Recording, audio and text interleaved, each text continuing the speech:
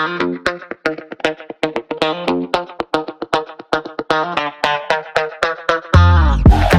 is happening, everybody? I'm Larry Roberts. And I'm Sarah Losi, and this is Branded, your comprehensive guide to creative branding.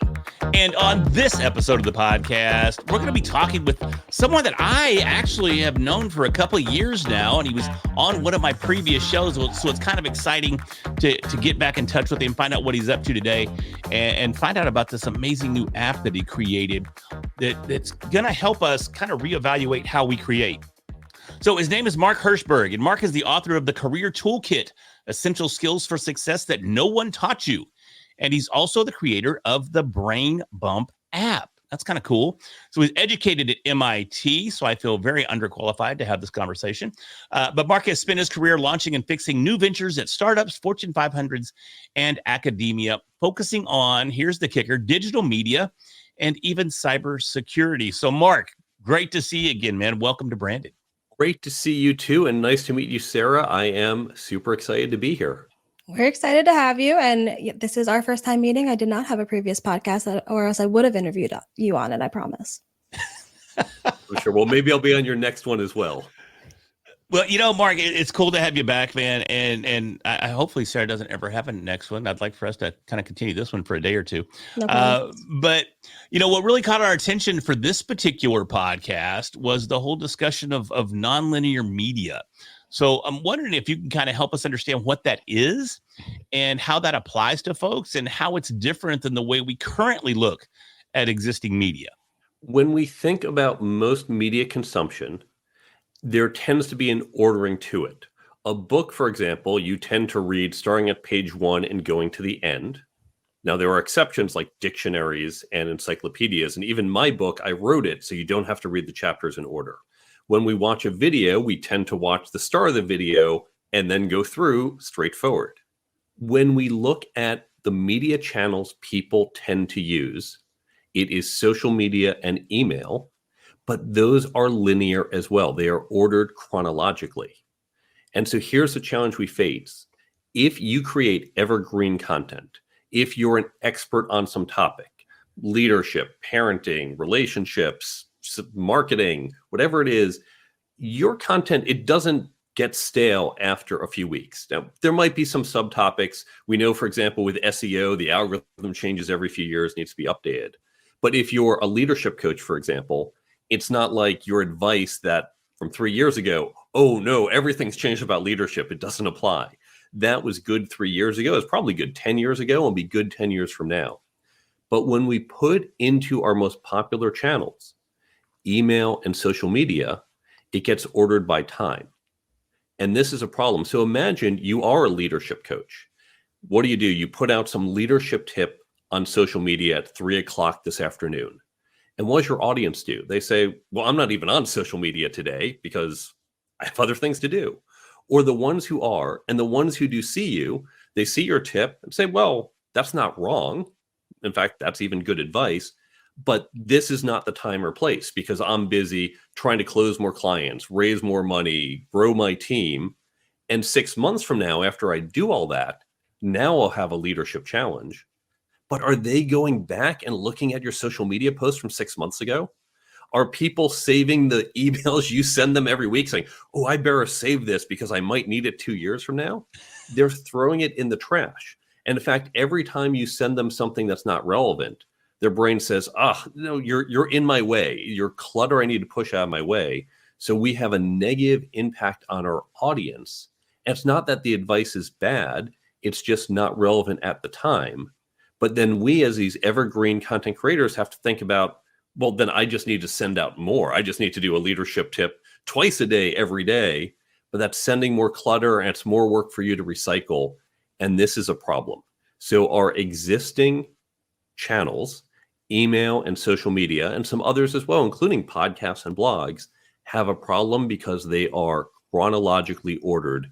And that does not work for evergreen content creators. Well, that's a very valid point, and it's definitely a struggle that every content creator faces.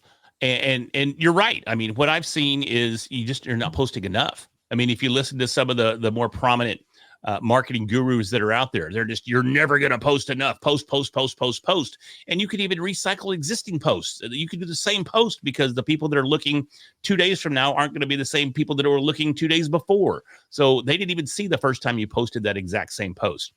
So what do we do, and how do we overcome those challenges, though? How do we change our mindset from mass quantity post to a more non-linear approach? So the idea of nonlinear is that you don't have to go from front to back.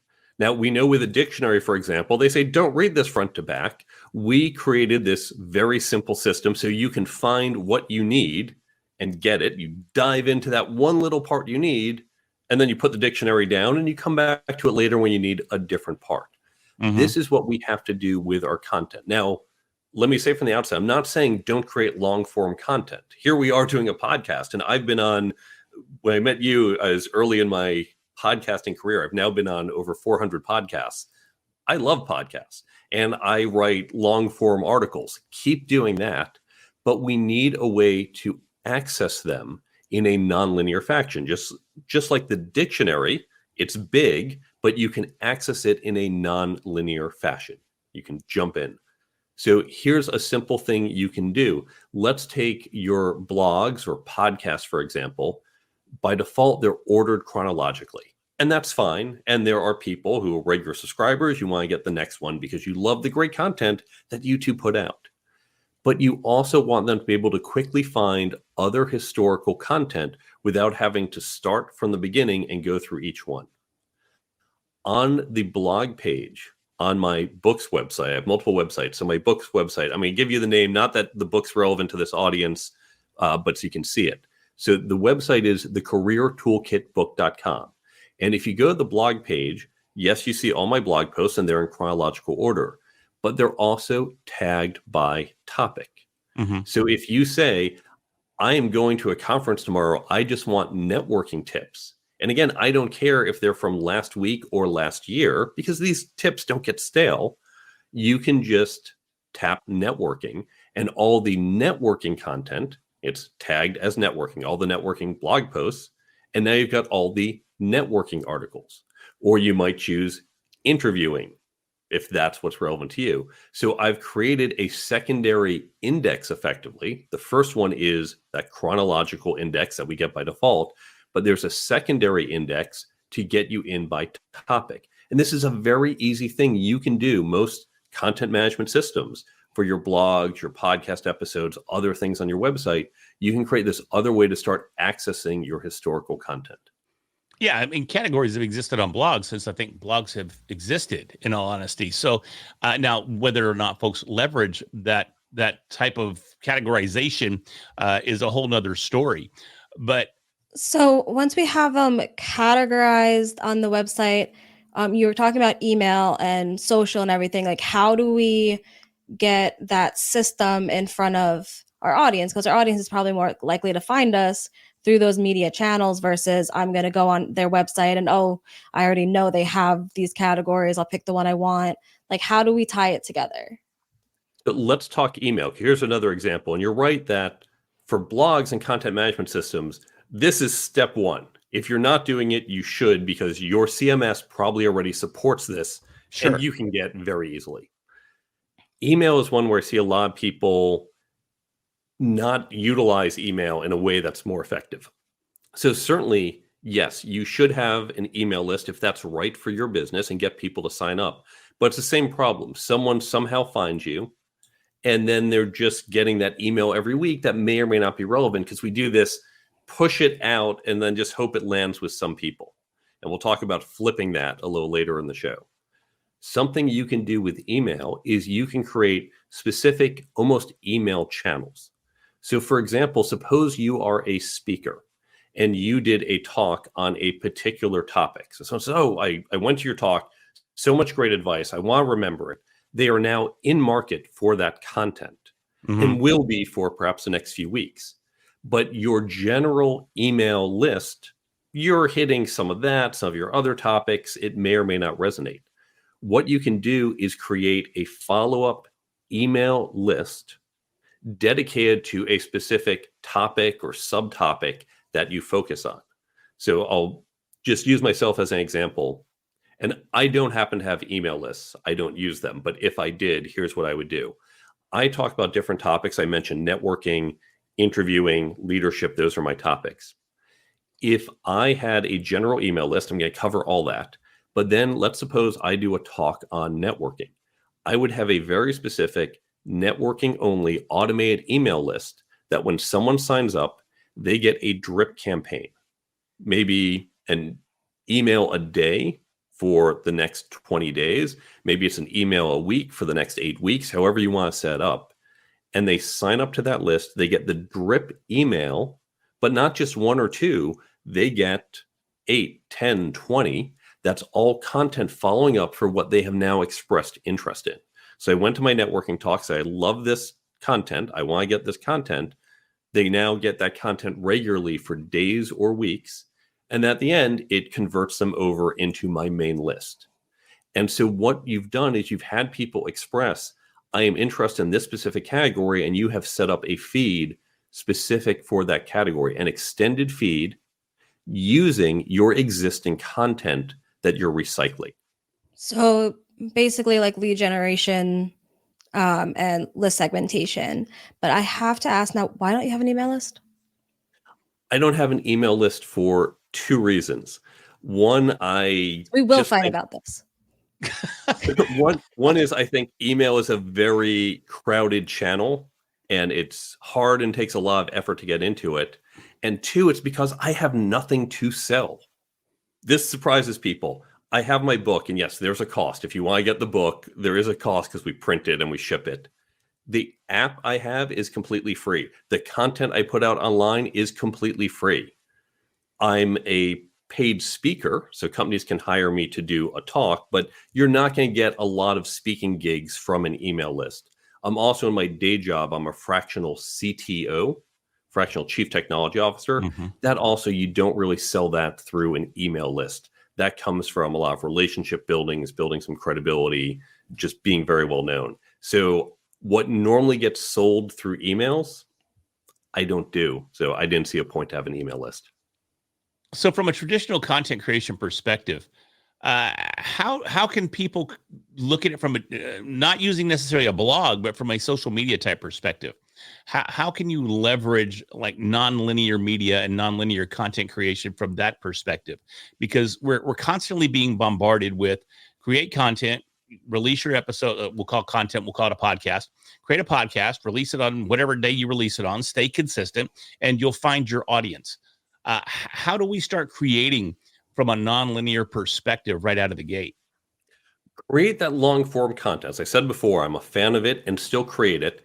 And I'm not saying don't use social media or email, use those channels, but take that content you have and convert it into micro content. So you probably do some of this. You probably do already with a podcast episode. Say, oh, we're going to pull out this 30-second clip. Sure. This nugget of information, but turn that up to 11. Keep doing that. And today there are more and more tools that will let you do it. Great tools like Pod Intelligence and other ones out there. And a lot of people are just doing it directly within, especially for just written content, they're doing it directly just in modern AI LLM tools. So you can start to pull it out and don't just get 1 or 2 clips, get 10 clips, get 20 clips. And now you're going to build up this archive. You have all these clips, all this micro content. It might be text. It might be a couple lines of here's that great piece of advice. It might be an audio clip or a video clip. And it's got your subtopic. If you're a marketing expert, you'll have subtopics around SEO or email marketing or list building or whatever it is. So you're going to have all this great content targeted within that specific subcategory. And now you can start putting it out onto these specialty channels where you let people direct, I want this subcategory of information, whether they sign up for your email list, whether they search for it on your website. And so now you're taking your evergreen content, you're making it easy to find because they don't have to read that dictionary front to back until they find that one word they're looking for. They can go directly to it. And especially as you put this on your website or other sources, especially when you link it back, you're going to really help your SEO. So how can you streamline this process? This one of the complaints that we get a lot, and I love the fact that you dropped Pod Intelligence on us. I've never heard of that one. Sarah, have you heard of Pod Intelligence? No, I was thinking like CapCut is one of the ones I use, and I know you used Opus Yeah, Opus. for a I mean, lot. yeah, this but Pod Intelligence. That's a new one. I'm gonna have to check that out. And you'll Yeah. have to excuse my flower pen. It's the only one I could find this morning. But I actually wrote down Pod Intelligence because I'm like, I got to check this out. This is what I haven't heard of, and it kind of shocks me. But and I had a meeting before this, and this is the pen I was using. But uh, you know, Mark, I love the concept of nonlinear content, and I see the value in nonlinear content. But it also sounds like a heck of a lot more work for the content creator. And that's something that a lot of the people that are listening to our show, they already struggle with, is streamlining the process of content creation. Is there a streamlined approach that people can take to start leveraging the benefits of nonlinear content? I created a free app to do this. Now, Okay. you can use my app. Again, it's completely free. There will be other apps and tools out there in the coming years. I hope mine is not the only tool out there, because this is where content needs to go. I think other people are going to join in on this trend. The essence of all this, it's about push versus pull. In these traditional media channels, we push it out, we throw it out there, and we say, well, I'm going to push out to 10,000 people, and maybe it resonates with 100 of them. And I'm going to either be ignored by or annoy 9,900 of them. Not Right. great. Wouldn't it be great if we could let people say, this is what I need here and now? But let me ask And you this, Mark. Let me jump in there real quick, because how do people know that we have what they need? it would be when you use these topics or categories to let you know this content. If you go to my website, for example, and look at my blog page, you see about 12 topics that I talk about. Okay. And so if you're looking for marketing advice on my book's website, I don't see marketing. Okay, this guy's not helpful. And you go to someone else, or you have a larger set that says, here's where you can find marketing people. Here's where you can find other people with leadership or parenting or whatever your topic is. So we need that meta index certainly to help you where to look. Okay. And your app now your app is there for your content. Do I understand this correctly? My app is there for everyone's content. So they can use your app to potentially, I'm assuming, load their content. Help me understand how this works. That's right. So let me explain. The app is called Brain Bump. It's on Okay. the iPhone, Android stores, and it's 100% free. We do not charge anyone anything. We don't sell data. We don't steal data. No ads. It is free. It's how I'm trying to make the world a better place. Love it. You take the key ideas from your content. If you have a book, imagine you went through a book with a highlighter. What would someone want to remember? Okay, these are the key things. Now, we support books, blogs, podcasts, classes, talks, events, all sorts of different types of content. And it's pulling out those key ideas, typically about 1 to 4 sentences in length, but we allow longer. And right now, everything is just done as text. We don't yet support video or audio, but that will be coming down the road.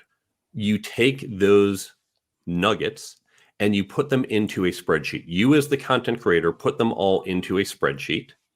And so you've got them organized, and you'll put the topics. This is about leadership. This is about parenting, or whatever your topics are. Think like hashtags. Sure.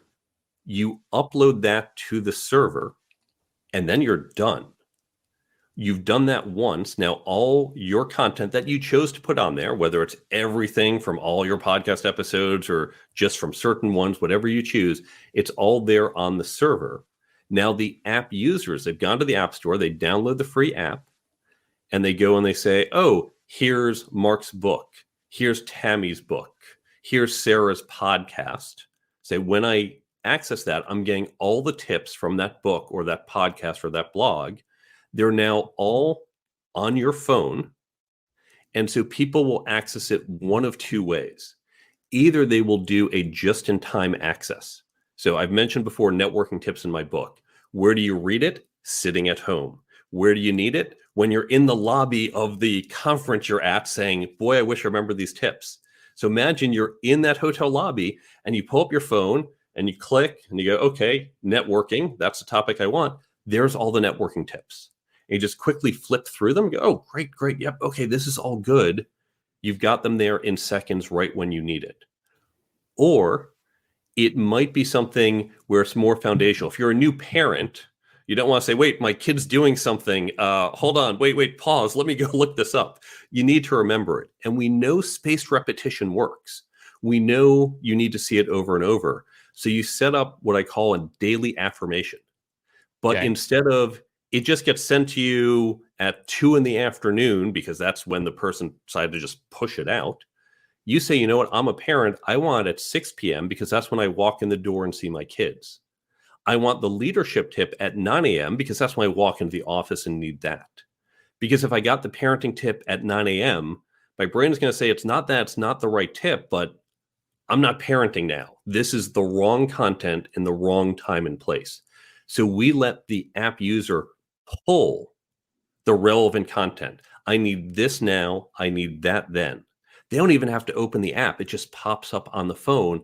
There's the parenting advice I need. There's the leadership advice I need. Now, all the content, when they see it, it is branded with your cover image, with your title, with your name. So they see your brand over and over. And that's the brand exposure you want. Instead of, oh, I got to swipe through all this on social media. You're in my way. You're in my way. It's I'm getting exactly what I need when I need it from you. What a great brand. This is always relevant to me.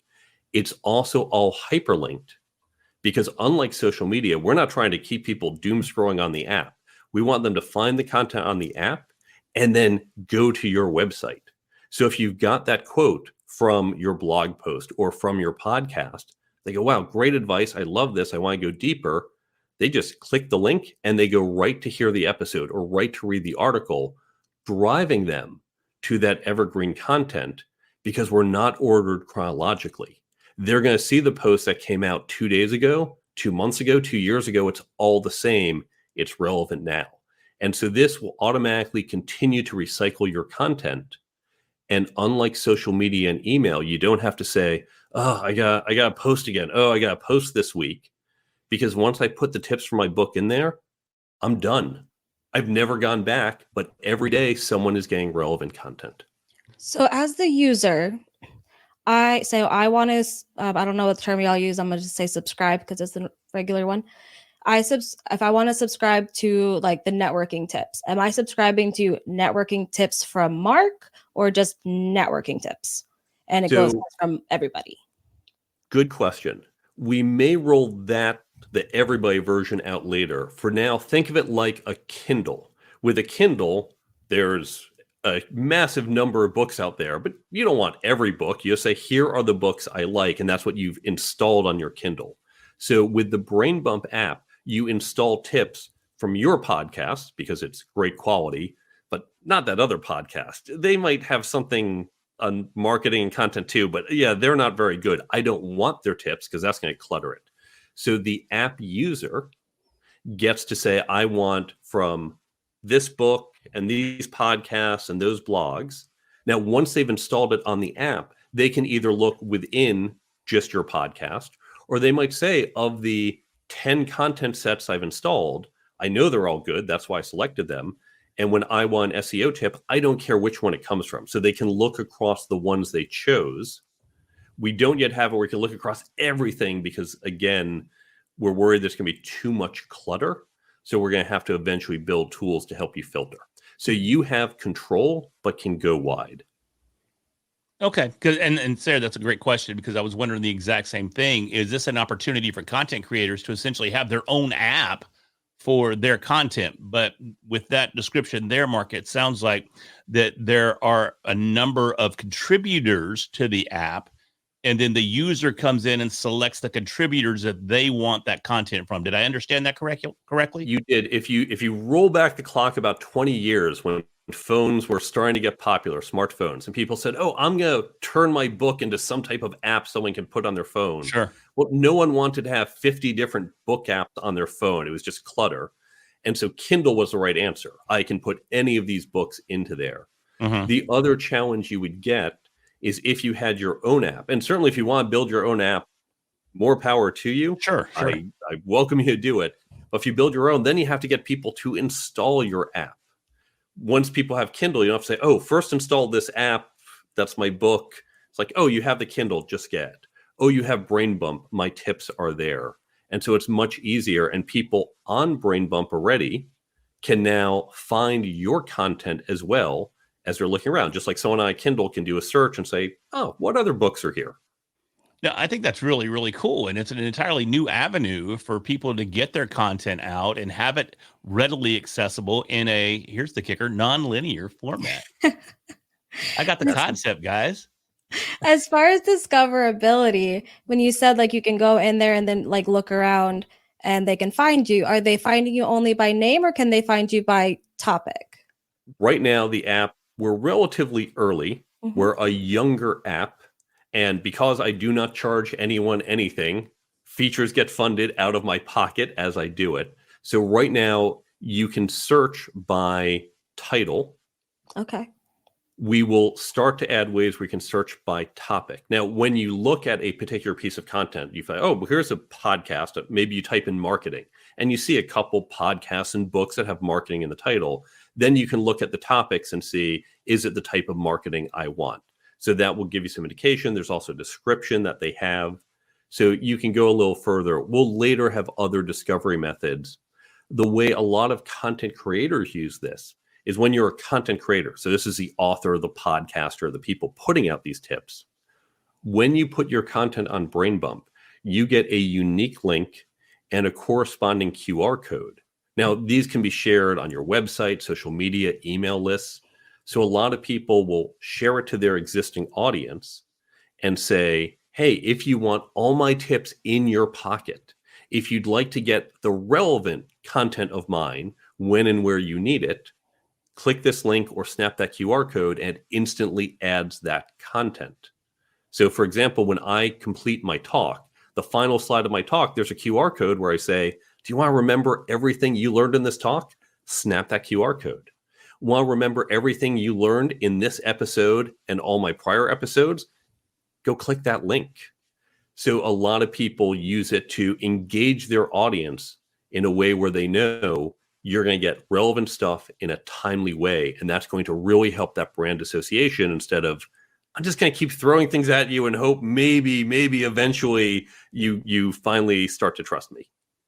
So I love that. And I love that it is focused on, like you said, brand trust and brand awareness. And we're really building that relationship with our audience. But is there a way that this translates into sales? I know you said you don't sell anything, but some of us still do. We don't have our MIT multiple degrees, so we got to sell some stuff. Is there a way that like you click on it and it goes to buy the book? Yes, there's a couple things you can do. Now, I admit this is more about building that brand trust. You're not going to be selling really high-priced items through the app itself. We have a basic interface. For books, there is a buy button. Now, there's only a buy button on the Android version of the app because iPhones don't like us to have a buy button that takes people anywhere but Apple. And so if you put your Amazon link, Apple got upset about that. But there is the buy button if you want to direct people to buy the book. You can direct people to your website, where, of course, that's where you're going to upsell people. There's also a way for you as a content creator to have lead magnets. You might offer, for example, sign up here and get my free resource for whatever. And when you do that, of course, you're capturing the email and they're getting your resource. You can also put, if you have a Calendly link, a lot of people say, I give a free 30-minute consultation call. That as well, you put in the app and people, when they look at your profile, say, great, I'm going to sign up. And again, you'll capture their email address. They'll go into whatever lead gen system you have. So you can promote that type of content on the app because we know people are here to sell things. As you said, I might not be, but others do. And that's what we want to support. The Brain Bump app, it's Brain Bump with a B. The Brain Bump app, you can download the app on Android and iPhone stores. That's the app. If you want to learn more, and particularly if you're a content creator and want to get your content on there, the website to go to is brainbumpapp.com. And if you go to brainbumpapp.com, there's a 90-second video that will show you how the app works, so you'll have a better sense of it. I didn't want to show it here because I know we have audio listeners or people who listen while driving. But there's a 90-second video. You'll get a sense of what it looks like. There's a description. There's FAQs, a bunch of information. And at the bottom of the page, or hit the link at the menu for content creators, if you're interested in getting your content on the BrainBump app, and it is completely free, click that link. There's a 30-second form where just say, tell us your website, your email, your name, how to get in touch with you. And we'll be in touch about how you can get your content on the BrainBump app so you can continue to engage your audience with always relevant content with no additional effort on your part, because we're one and done. Once the content's there, you never have to go back and do it. So all of that is at brainbumpapp.com. So let me, is it all there? And maybe you don't want to go out, maybe this is proprietary, but I mean, are you basically just using RSS feeds to access the data, or? No, it's not RSS feeds. Once you put the content on the server, once you upload that spreadsheet, the app and the server, we've written a whole lot of code. Sure. To have them connect and get the relevant information for the end user. And the reason I asked about the RSS feed, and you'd brought up the spreadsheet earlier, but if it's one and done, it seems like if we're creating more content, we're going to need to upload to the server as we create more content. Is that an accurate assumption? So that's a good question. When you have a book like mine, I'm done. The book doesn't really change. Right. And so I don't go back. If you have continual content from your blogs, from your podcasts, yes, you do need, if you want the newer content there, and let me talk about that for a second. Now, an RSS feed, there are RSS feeds for the podcast, but not yet for that snippet of content. Sure. Eventually, there will be. The technology is not quite there. So what you can do, you can add things one at a time. So you might say, here's my blog post of the week, and I'm just going to click a button on the server that I, as a content creator, see and just drop that in. And that's going to take you 15, 20 seconds. Or you take that spreadsheet.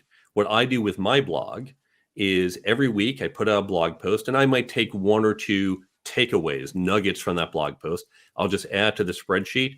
I just keep re-uploading the same spreadsheet because our system's smart enough to say, the 100 tips you had before, I see those. I'm not going to add those a second time. Right. The 2 new tips you've added, I'll just add those. And then the app user, the next time they log in, the app users who have, I like your term subscribed, who have downloaded your content or effectively subscribed, the system will automatically pull in those 2 new tips.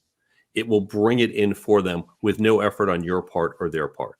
So I'm assuming there has to be some normalization of the data, though, on a consistent basis. I mean, I'm assuming there's upload formats and that the users have to follow. If you're a content creator, it's very straightforward. You put in the text. We're not yet doing other media. We will eventually. But it's just you put in the text. You put in the topic. Think hashtags. That's all that's required. Many people put in, for example, for a podcast or a blog post, here's the title of the blog post. Here's the link. This will let people click back. But it's very straightforward. It's text and links. So pretty simple. We have directions for all of this. We have video directions. We have written direction. Most people say it's intuitive. What we found for people with podcasts, for people with blogs who are constantly putting out new content, it's about a minute or so per episode. Because once you've extracted it, which you probably already did for social media, copy and paste into the form, upload it, very straightforward. So it's very easy to do. And you can use you can use AI these days. A lot of people I know will say, take my transcript, extract it. We talked about high-end tools like Pod Intelligence, but we see even with off-the-shelf stuff for text. Again, for a podcast, you might want video or audio clips. For text, you can literally drop in a transcript or a blog post or a chapter from your book and say, give me 10 to 20 tips and give me the topic tags for them. Give me the page number or give me the timestamp. Well, if it was video, you'd have timestamp. It can pull that out for you. The reason we haven't integrated this is the dust hasn't settled on those tools. And we're waiting for the dust to settle. We'll eventually integrate it. For now, we're asking you to do it yourself and then just put it into the spreadsheet. It might be a little bit before that dust settles. It's kind of the wild, wild west out there right now. So, and one other thing we know for people, I have people who say, I've got 1,000 podcast episodes. Say, okay, you do not need to take tips from 1,000 podcast episodes. That's going to take you forever. Take 50 episodes, your last 50, or your next 50 on a go forward basis, or your most popular 50, or whatever feels right, and put those in and get that to start, and then do new episodes on a go forward basis. And then later, if you want, you can add in back catalog stuff. So if you feel, wow, I have so much content, we don't want you to be overwhelmed. You can say, I'm just going to take a handful of episodes, get those tips in, get going with that. And then it's just that other literally minute a week to just add the new content. Sarah, anything before we wrap up? But I'm curious because I have not yet been brave enough to even add categories to blogs because I'm like, that's going to take thinking. And I already thought too much when I wrote them. So I will take the first step and I will categorize, and then I will graduate to brain bump. Here's something else you can try. Think about your categories. You probably have 5 to 25 that you generally write about. Mm-hmm. If you can come up with those categories, you can use one of these AI tools and say, here's the article, which categories, pick 3 categories that this applies to. And now again, with AI, because it's not perfect, it might pick 2 that are good and 1 where like, how'd you come up with that? Mm-hmm. Or really you only needed 2. And the same thing when you tell it to extract the quotes, you might say, that quote makes no sense. Why is it pointing that quote? That's a silly thing. That was your welcome comment. It's not 100%, but it's going to get you 80 or 90% of the way there. So you can use AI tools to help you automate some of this. Yeah, I mean, you could even do the same thing in ChatGPT and tell ChatGPT what categories you want to categorize your content in, feed it the content and have it recategorize it and spit it out in a spreadsheet for you. It's easy enough. For people who spent 20 years in data analytics. I didn't spend 20 years in ChatGPT. But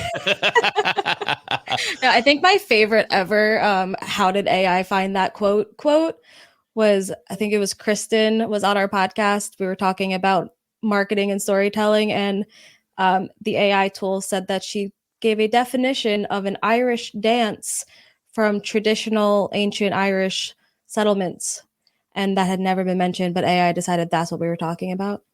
That's a wonderful hallucination.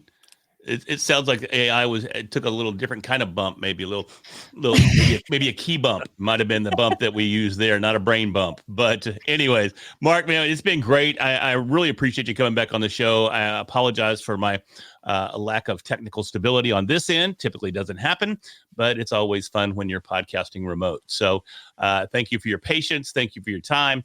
And I got to tell you, man, when we first started the conversation, I was trying to piece all this together. But as we continued down the path and we finally got to brain bump, I was like, oh my God, this is actually really, really cool stuff. So pretty exciting stuff. Definitely going to dig into it myself. And I hope some of our listeners dig into it as well, and really appreciate all the work that you put into developing this app so people can reach more people in a more, I don't know, I'd say beneficial way, so they don't have to sort through all the nonsense and get right to just the tips.